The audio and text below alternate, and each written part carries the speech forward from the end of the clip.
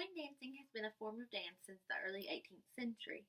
Today I'm going to show you how to put on a pair of pointe shoes. First you're going to take your toe tape, or if you have any kind of toe inserts that you wear between your toes, I just use toe tape. And you're going to wrap it around the front part of your toes. So about right there like that. And you just take, and I usually tend to wrap about 3 times, and you want to make sure that it's good and tight and that you for sure get the sides of your foot, because that's where you're going to get blisters if you don't. And this tape kind of helps from rubbing, and it also pulls your toes together nice and tight so that way they don't feel as pinched in your pointe shoes.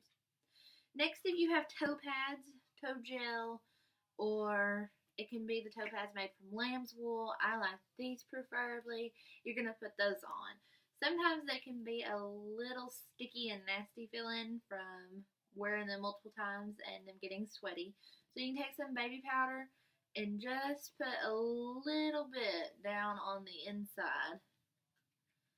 And you just take your fingers and you kind of just wipe and spread it all over the inside of the toe pad.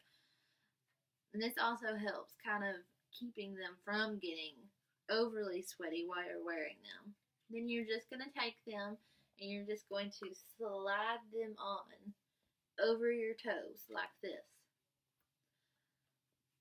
And pull them down. You don't want to pull too hard on them or tug too much, because if you do, the sides of these toe pads are super thin and you don't want to tear or rip them, where you're going to have to get a new pair of toe pads. At this time, if you're usually wearing tights or you have a pair of tights, you would put them on over your toe pad. Usually I do wear tights just because they kind of help hold the toe pad and everything in place. But you put those on next. Then after that, you're going to slide on your pointe shoe.